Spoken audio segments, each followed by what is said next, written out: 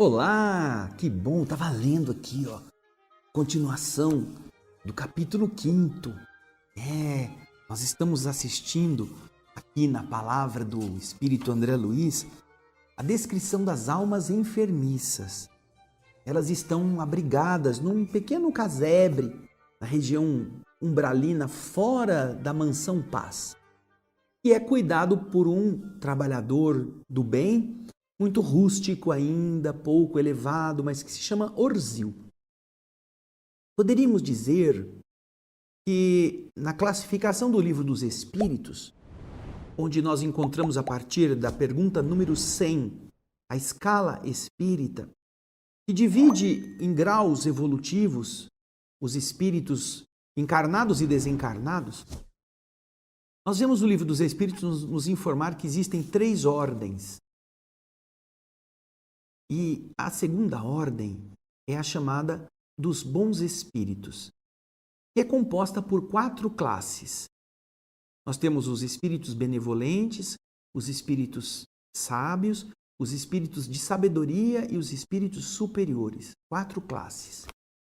Nós encontramos que Orzil, neste caso, é um membro dessa 4ª classe, dos benevolentes. A mais inferior das 4 classes, dos bons espíritos. Está arrependido, está trabalhando, quer fazer o bem para as pessoas, mesmo que seja num ambiente denso como este.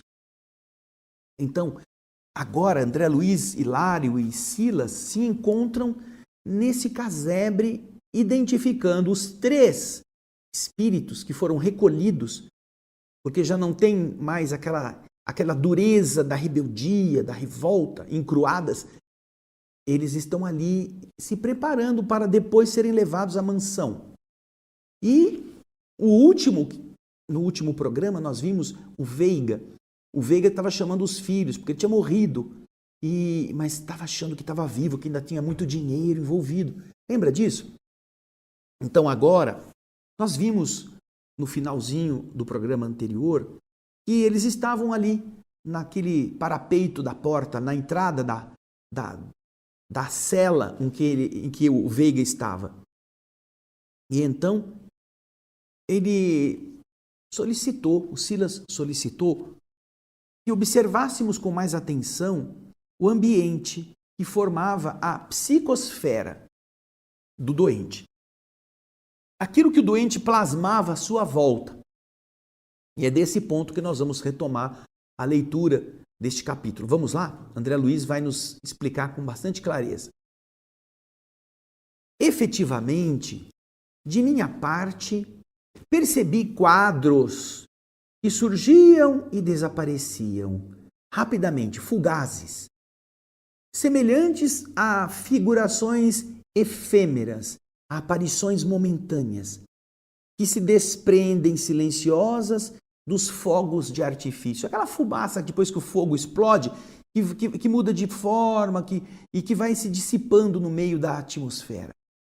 Ele via isso em volta do perispírito do Veiga. Desses painéis que se avivavam e se apagavam ao mesmo tempo, transpareciam 3 jovens, apareciam 3 pessoas, cujas imagens passageiras vagueavam entre documentos espalhados, cédulas e cofres cheios de valores.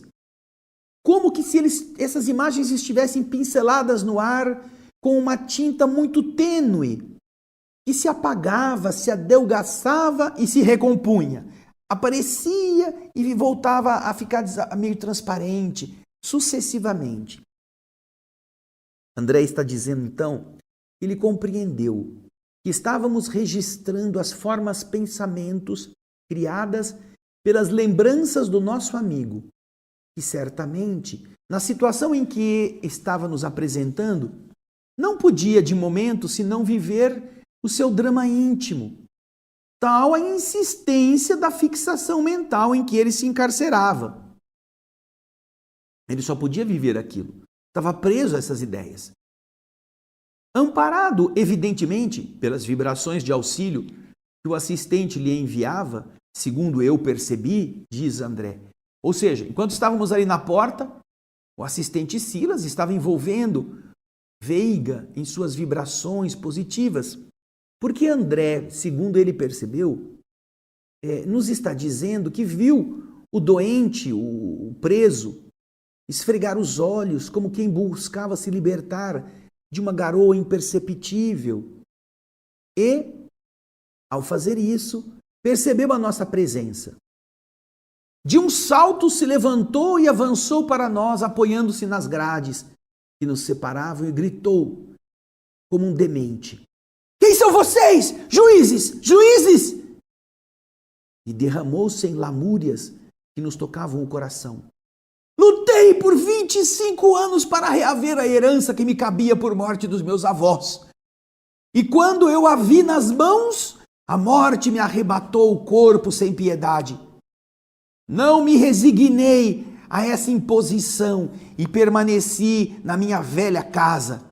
Desejava, pelo menos, acompanhar a partilha da herança, do espólio que me interessava. Mas meus rapazes, meus filhos, me amaldiçoaram a influência, lançando-me a cada passo frases venenosas e hostis. Não satisfeitos com as agressões mentais que eles me impunham, começaram a perseguir minha segunda esposa, que foi para eles verdadeira mãe ao invés de madrasta, aplicando nela tóxicos como uma medicação inocente, até que a pobrezinha foi internada numa casa de loucos, sem esperança de recuperação. Tudo por causa do nosso rico dinheiro que os malandros querem pilhar, querem roubar. Diante de tal injustiça, passei a suplicar o favor dos seres que povoam as trevas, porque somente os demônios, os gênios do mal, devem ser fiéis executores da grande vingança. Tentou enxugar as lágrimas de desespero e então acrescentou: "Digam-me, por que motivo terei alimentado infelizes ladrões, pensando que eu acariciava filhos da minha alma? Eu me casei quando moço, acalentando sonhos de amor, e gerei espinheiros de ódio." E como Silas disse-lhe, dirigindo a palavra, pedindo calma, o infortunado gritou agressivo: "Nunca, nunca perdoarei. Recorri aos infernos, sabendo que os santos me aconselhariam conformidade e sacrifício. Quero que os demônios torturem meus filhos, tanto quanto meus filhos me torturam." E transformando o choro convulsivo em gargalhadas estridentes, passou a bradar: meu dinheiro, exijo meu dinheiro." Silas então voltou-se para Urzil e compadecidamente lhe disse: meu amigo, por agora a situação do nosso companheiro é demasiado complexa. Não pode ausentar-se da grade sem prejuízo. Tem que ficar ainda encarcerado. Nós então deixamos o doente imprecando, xingando palavrões contra nós, de punhos fechados, e então nos aproximamos de outra cela.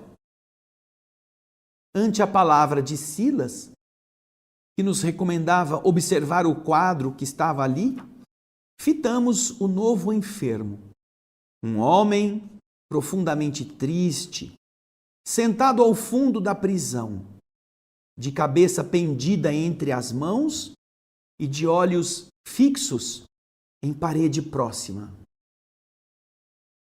Seguindo-lhe a atenção no ponto em que ele concentrava os seus raios visuais, a modo de espelho invisível que retratava-lhe o próprio pensamento, vimos larga tela viva em que se destacava a enluarada rua de uma grande cidade.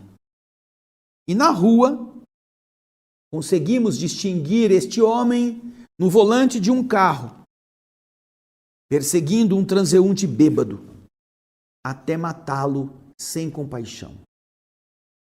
Veja só, é um desses motoristas aventureiros. Ah, não vale nada mesmo, eu vou. Mais um que eu tiro dessa vida. Imagina que crueldade. Nós estávamos, diz André Luiz, na frente de um homicida preso a constrangedores quadros mentais que o encerravam, que o fechavam em punitivas lembranças. Dava para notar nele a intraduzível angústia entre o remorso e o arrependimento. Diante de um leve chamado de Silas, ele despertou como uma fera roubada do sono. Instintivamente, precipitou-se sobre nós num salto espetaculoso que aquela enxovia, aquele lugar de prisão, aquela cela, aquelas grades, impediu que nos atingisse. E então gritou: não há testemunhas! Não há testemunhas! Não fui eu quem atropelou o infeliz! Não obstante, apesar de que eu odiava o cara. O que vocês pretendem de mim? Me denunciar? Covardes! Então vocês estavam espreitando a rua morta? Vocês viram o que aconteceu? Aí André diz: nós não respondemos. Silas, depois de olhá-lo com compaixão, falou: vamos deixá-lo. Está completamente ligado às recordações do crime que cometeu, acreditando continuar, depois da morte, a gozar da justiça, a escarnecer, a ridicularizar, imaginando que a justiça não foi capaz de atingi-lo. Hilário, espantadíssimo, estupefato. Quando eu tenho essa palavra estupefato, né? Olha só, sabe o que me faz lembrar? Vem aqui para mim. Quando eu vou estupefato, me faz lembrar, sabe o quê? Sabe aqueles tomatinhos que você pisa assim, faz pof, e ele fica assim, ele espalha para os lados. É a imagem que me vem sempre que eu escuto estupefato. Não estou dizendo que é o significado da palavra, mas a imagem que me vem é hilário. Você imagina isso? Deve estar assim, pof. Meu Deus, surpreso assim, né, espremido, estourado por os lados. Então ele, diante disso, interferiu ponderando. Olha, seu Silas, naquele doente que nós vimos cercado pela figura de 3 mancebos, de 3 filhos, e neste companheiro que contempla uma cena de morte. Então Silas entendeu o pensamento e completou a anotação afirmando: nos 2 casos, Hilário, vimos 2 irmãos infelizes, vivendo entre as imagens mantidas por eles mesmos, através da força mental que as alimentam. A força da mente alimenta as imagens. Nesse instante, chegamos ao 3º cubículo, em que um homem feridento esvurmava. Ele emitia pus das feias chagas. Tirava o pus usando as próprias unhas. Eu sei que você que está ouvindo isso, é você que ficou estupefato agora, né? Tomatinho assim, achatado. Você vê alguém com as próprias unhas arrancando pus das feridas.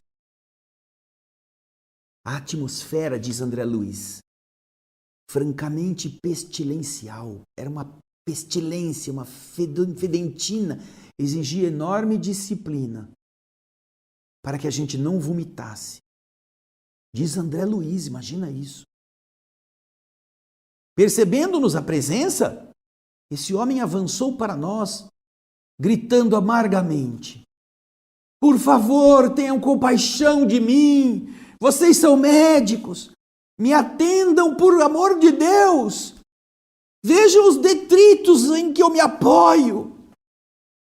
E então, diz André, eu olhei de imediato para o chão onde ele estava e notei de verdade que o mísero se movimentava num montão de sujeira, coberto por filetes de sangue podre.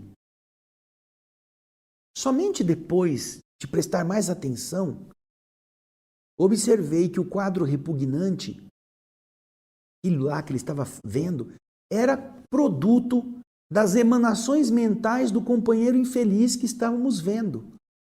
Era ele que produzia tudo isso, inclusive esses traços de sangue apodrecidos no chão onde ele estava.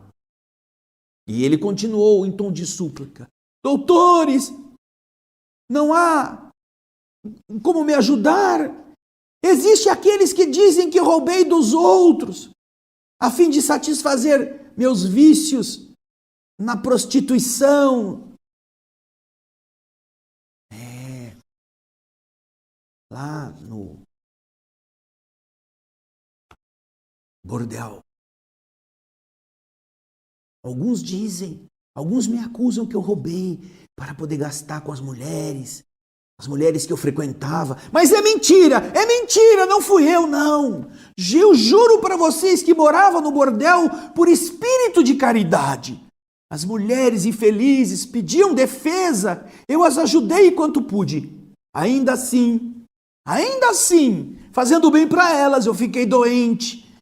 Peguei delas a enfermidade que me aniquilou o corpo físico e que ainda me empesteia, me contamina a respiração, convertendo-me aqui em meu próprio hálito. Me socorram, por favor, por quem vocês são? Porém, diz André, a repetição dos pedidos derramava-se num tom imperativo, como se as palavras humildes do petitório fossem apenas o disfarce de uma ordem tiranizante. Observando este terceiro, o assistente nos convidou à saída e nos explicou. Este nosso irmão é um antigo inveterado, é um antigo viciado de longa data, um gozador de longa jornada, que gastou-se em prazeres inúteis e gastou nestes prazeres largos recursos que não pertenciam a ele. Por muito tempo ainda, a mente dele vai oscilar entre a irritação e o desencanto, nutrindo o ambiente horrível de que ele se fez o centro, o fulcro desequilibrado. Ele é o fulcro. Ele está nutrindo isto. É claro que os três achavam-se inocentes. Os três não diziam que eles eram os culpados. Os três escondiam os verdadeiros motivos. Este não estava no bordel porque era um devasso. Ele estava lá para tomar conta das pobres moças que ele devia defender. E provavelmente contraiu alguma enfermidade venérea que o levou à morte. O outro era o dono de um grande patrimônio. Estava lutando 25 anos para ganhar a herança. E quando ganhou, morreu. E aí viu os filhos, estavam fazendo dele um sofrimento muito grande, porque não queriam dividir, nem ajudar a pobre mãe adotiva, ou a mãe, a madrasta. E teve o outro que, andando de carro de noite, viu um adversário que estava meio bêbado e jogou o carro em cima, e a justiça não prendeu, porque não tinha prova. Os três estão preocupados em ser descobertos, fingindo que não são o mal que são. Aí André Luiz vem nos explicar.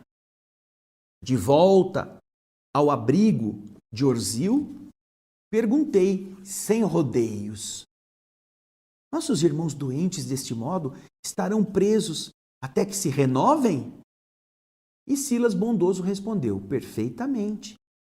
Perfeitamente, vou ficar detidos até que eles se renovem. E o que devem fazer para atingir a melhora necessária? Disse Hilário com irreprimível assombro. E o Silas sorriu e respondeu: o problema é de natureza mental. Olha só, o problema é de natureza mental. Modifiquem as próprias ideias e eles se modificarão.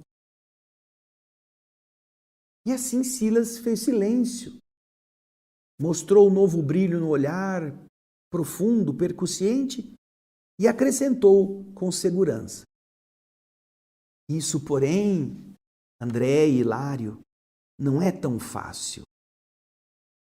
Não é tão fácil modificar as próprias ideias. Vocês dois se consagram no presente a estudos especiais dos princípios de causa e efeito. Fiquem, portanto, sabendo que nossas criações mentais preponderam fatalmente em nossa vida. Elas duram, elas nos governam. Libertam-nos quando se enraizam no bem, que é a síntese das leis de Deus. E nos prendem, nos encarceram quando se firmam no mal, que demonstra a nossa delinquência responsável, envolvendo-nos, ligando-nos por essa razão ao vinco sutil da culpa, aquela marca da culpa que fica na consciência. Um velho provérbio popular na terra afirma que o criminoso sempre volta ao local do crime, não é mesmo? Daqui podemos afirmar que mesmo desfrutando a possibilidade de deixar a paisagem do crime, o pensamento do criminoso está preso ao ambiente e à própria substância da falta cometida. A mente não consegue livrar-se do mal que praticou, da culpa que carrega. E reparando a nossa perplexidade, ele acrescentou: recordemos ainda o pensamento atuando como uma onda com velocidade muito superior à da luz. E vamos nos lembrar de que toda mente é dínamo gerador de força criativa. Ora, sabendo que o bem é a expansão da luz e que o mal é condensação da sombra, quando nos transviamos na crueldade para com os outros, nossos pensamentos, que são ondas de energia sutil, de passagem pelos lugares e pelas criaturas, situações e coisas que nos afetam a memória, agem e reagem sobre si mesmos, em um circuito fechado, e trazem-nos, desta forma, de volta às sensações desagradáveis adquiridas ao contato de nossas obras infelizes. Você se lembra do que fez e a sensação do crime volta a você. E a sensação do crime faz você se lembrar do que fez. E se lembrar do que fez faz voltar a sensação do que você fez. E ele continua explicando aí. Nós estudamos 3 tipos de almas que deixaram na existência última somente quadros tristes e lamentáveis, nos quais não dispõem de atenuantes que lhes diminuam as faltas indiscutíveis. Os filhos do nosso amigo que sofre a fixação da usura, da ganância, não receberam dele quaisquer recursos de educação dignificante que os qualificasse a ajudá-lo. Quando visitados pelas ondas do pensamento do pai, que por sua vez voltam ao centro de origem, que é o pensamento do pai, carregadas pelos princípios mentais de ódio e egoísmo dos jovens litigantes, dos filhos que estão competindo pela herança. O pai procura pelos filhos, encontra o pensamento de apego, a avareza, a ganância, e encontra nos filhos apenas pensamentos de ganância e avareza igualmente. E, portanto, o pensamento que ele enviou volta para ele, piorado pelo egoísmo e pelo ódio dos seus filhos. O outro, nosso irmão, que sofre a fixação do remorso, aquele que atropelou um bêbado e matou de propósito, não tendo sofrido nas prisões da justiça humana o crime que ele perpetrou de propósito, recolhe agora, de retorno, as ondas de pensamentos que emite, sem qualquer auxílio que lhe amenize o arrependimento doloroso. Ou seja, ele emite a onda e não tem nada que amenize aquela onda de culpa, Nada. Ele não sofreu, ele não foi preso. Porque se ele tivesse sido preso, se ele tivesse sofrido, ele podia dizer, não, eu já paguei uma parte, eu já sofri consequência. Ele poderia encontrar algo. Mas como ele matou um indivíduo, ninguém viu, ele achava que ele estaria impune, a onda que ele emite volta igualzinha para ele, carregada de arrependimento, carregada de dor, carregada daquele sentimento ruim que é você ser o criminoso que ninguém conhece, só você. E não adianta querer fugir. Nós sabemos quando fazemos o que é errado. Podemos nos travestir, podemos nos vestir, podemos passear, podemos fazer festas para encher os outros de comida e de alegrias, e nós continuaremos famintos e tristes por dentro. E por fim, Silas explica, e este último companheiro, que se detém no vício, reabsorve as ondas de seu próprio campo mental, as ondas de seu próprio campo mental, acrescidas de fatores deprimentes, que a elas vão se incorporando nos lugares por onde passam, e são devolvidas a ele próprio que está emitindo, com multiplicados elementos de corrupção. Imagine então você, para um pouquinho aí, imagine que este homem está pensando no bordel onde ele morou, nas moças com quem ele esteve. Imagine que ele está agora vendo quantos ele roubou para poder viver nessa condição. E todo o seu pensamento que está vivo nele, que sai dele, passa por esses lugares. O bordel, as moças, as vítimas, todos os que ficaram prejudicados por ele quando esteve no mundo, naquele crime. E quando voltam a ele, vêm estas ondas pioradas, acrescidas pelos elementos de corrupção por onde o pensamento passou. E fazem com que ele seja punido por aquilo que fez, mesmo que ache que é apenas uma doença física, mesmo que ele justifique dizendo não estava lá para proteger as moças. E então, diz André Luiz, diante do nosso espanto, o assistente perguntou, vocês compreenderam? Sim, diz André, nós havíamos entendido como funciona. Sob forte emoção, então, Hilário considerou. Agora, seu Silas, eu percebo com mais clareza o benefício concreto, não é abstrato, não é imaginário, é o benefício concreto da oração e da piedade, da simpatia e do socorro, que na terra deveríamos dispensar sinceramente aos chamados mortos. Por que nós devemos ter piedade, oração, concurso, ajuda, simpatia aos que morreram? Por quê? Porque isto vai ajudar a diminuir a carga pesada e amarga dos erros que eles cometeram, que estão nas consciências deles. E diante de uma afirmativa desta, o instrutor, o assistente Silas, respondeu, é verdade, Hilário, todos estamos ligados uns aos outros, na carne e fora da carne, e nos achamos livres ou prisioneiros no campo da experiência, segundo as nossas obras, através dos vínculos de nossa vida mental. O bem é a luz que liberta, o mal é a treva que prende e aprisiona.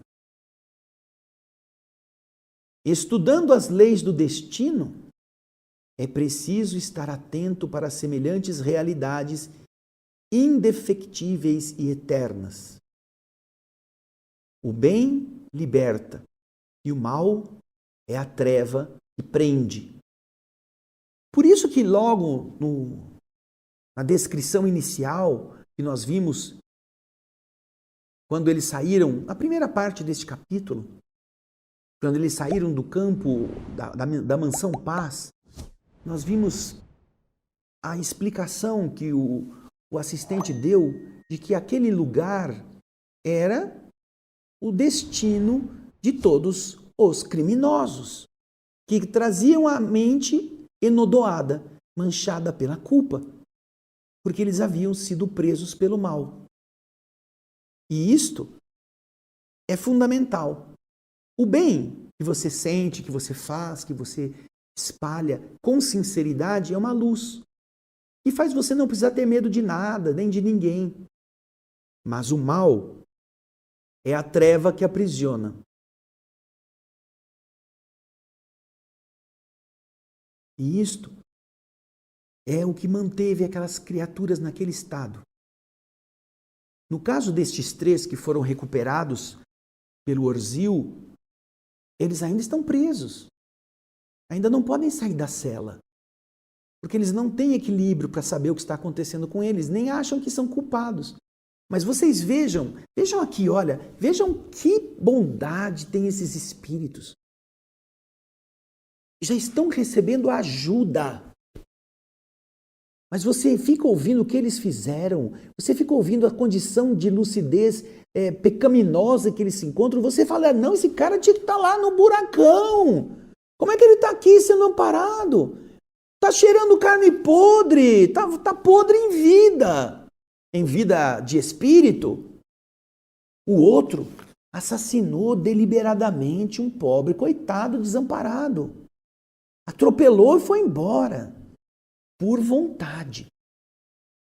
O outro é um gozador, um ganancioso, um avarento que não ensinou nada de bom para os seus filhos. Não ensinou a ter tolerância, a não se apegar à matéria. Não, os ricos geralmente ensinam egoísmos para aqueles que são seus sucessores. E quando morrem,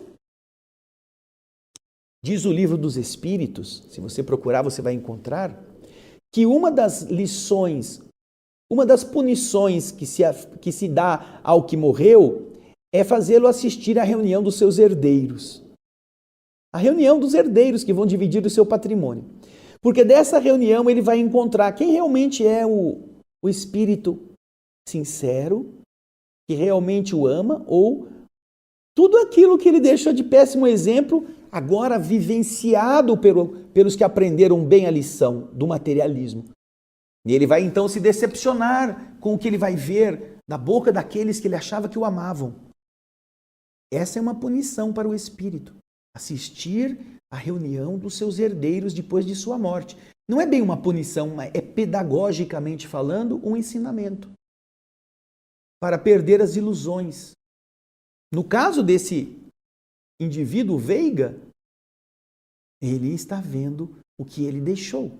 Se ele tivesse deixado nos seus filhos inoculado um bom sentimento, quando ele pensasse no dinheiro, quando ele pensasse nos filhos, ele receberia o pensamento dos filhos, pai, fica tranquilo, nós estamos aqui, nós vamos dividir em paz, vamos honrar aquilo que você sempre quis fazer e não pôde, porque você morreu tão cedo.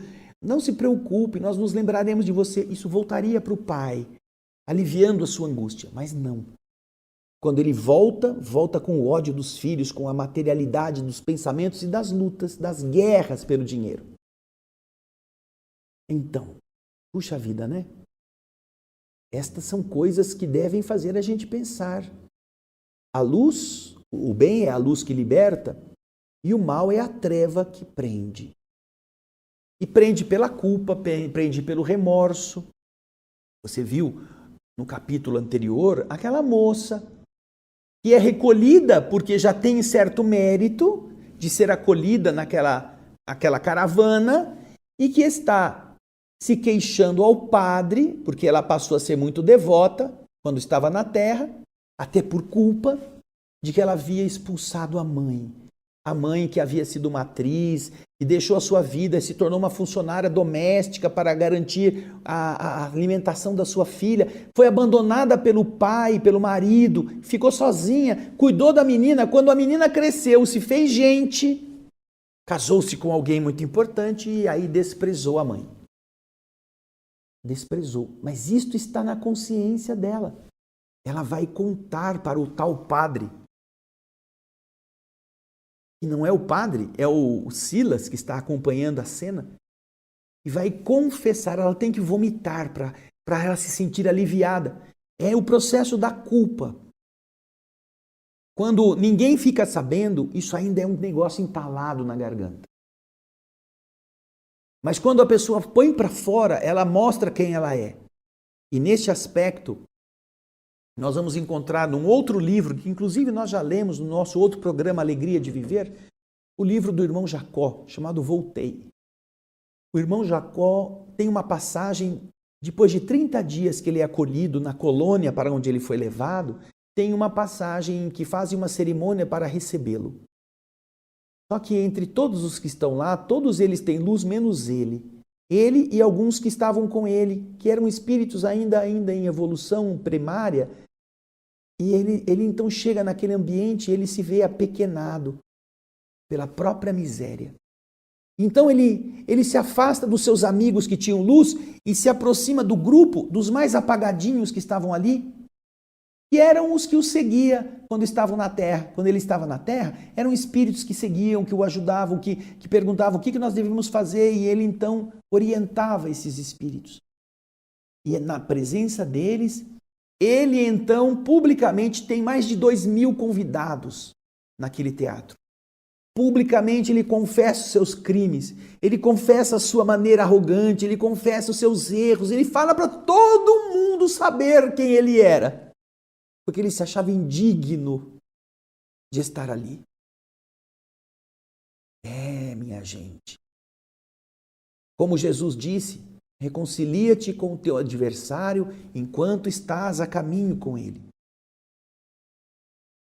Porque pode acontecer que, de uma forma ou de outra, um já tenha ido embora ou não possa mais estar na companhia e você não terá como reconciliar-se. E aí a culpa vai permanecer na sua consciência. Por quanto tempo? E no caso do irmão Jacó, que já era um espírito melhorado, ele se entrega publicamente. Você sabe o que é fazer uma confissão de viva voz, com toda a crueldade daquilo que você sente que você foi, para todo mundo ouvir? E você vê, esses 3 que estão presos naquelas 3 celas, eles fazem de conta que eles não são os culpados. Eles não estão ainda sequer assumindo os erros cometidos. Então agora, depois de ter ouvido essas reflexões, André Luiz então nos coloca. Nós então nos calamos, preocupados e pensativos.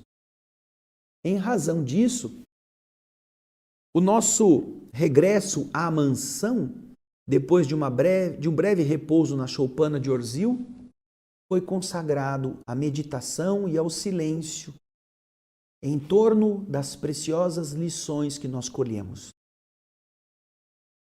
E então, terminando o capítulo 5, com pensamentos e com meditações, nós vamos nos preparar para o capítulo seguinte, o capítulo 6, que fala no círculo de oração, já na mansão. Mas isso vai ser no próximo encontro. Este 5º capítulo nos dá um panorama da realidade que nós encontramos no mundo, dos encarnados. E uma vez que nós sejamos assim no mundo dos encarnados, o que nós vamos encontrar no mundo dos desencarnados? Os nossos cúmplices estarão conosco. Aqueles a quem a gente se devota estarão presos à nossa devoção. Aqueles que nós fazemos o mal estarão vinculados a nós, através do nosso pensamento.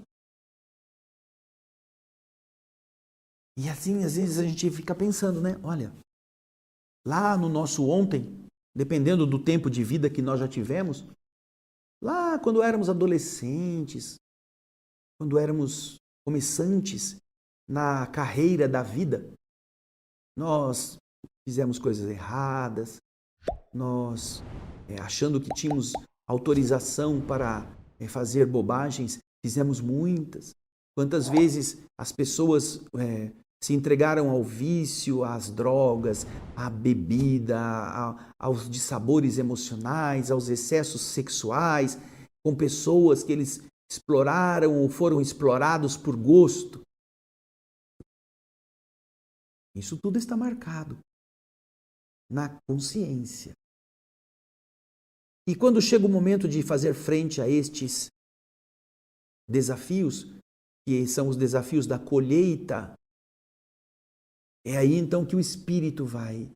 Como disse aquela moça do capítulo 4, não me deixe encontrar a minha mãe até que eu pague minhas dívidas. Eu não quero encontrar com ela. E é justamente a mãe que está ali, acolhendo a filha que a expulsou de casa. A gente vai tentar fugir.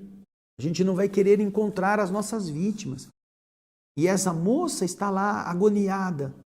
E ela disse, se eu soubesse, se há 20 anos atrás eu tivesse o conhecimento que eu tenho agora, eu não teria praticado aquilo. Então, nós estamos tendo aqui, no esforço de espíritos generosos, de criaturas amorosas como Chico Xavier, André Luiz, Emmanuel e tantos outros, nós estamos tendo alerta. Pense bem sobre tudo isso. Corrija o mal enquanto você está a caminho. Peça desculpa. Devolva o que você tomou. Pague a dívida que você não quer pagar. Vá diminuir o prejuízo, se não daquela pessoa, pelo menos dos herdeiros que estão padecendo porque foram privados de recursos. Faça isso enquanto há tempo. Porque o universo nos permite errar, mas ainda mais nos estimula que corrijamos nossos erros. Agora, voltar para o outro lado, como se nada tivesse acontecido e como se viver fosse um favor que a gente presta à vida, e a vida que tem que agradecer por nós sermos assim, tão peçonhentos, tão maldosos, tão víboras. Isso é uma alucinação. Achar que o universo não tem lei que rege nosso comportamento, achar que nós podemos fazer tudo e todo mundo tem que aguentar nossa sandice, é ser mais louco do que a própria atitude que tomamos. Pense nisso enquanto há tempo. Volte às pazes com aqueles que você brigou. Trate bem as pessoas da sua família, do seu círculo próximo. Perdoa os dissabores que te causaram. Reconcilia-te com um sogro, sogra, cunhado, amigo, não para que vocês possam voltar a viver em harmonia no mesmo ambiente, mas pelo menos para que não haja ódio, para que não haja rancor. Peça desculpa. Pisou em alguém, vai lá e pede desculpa.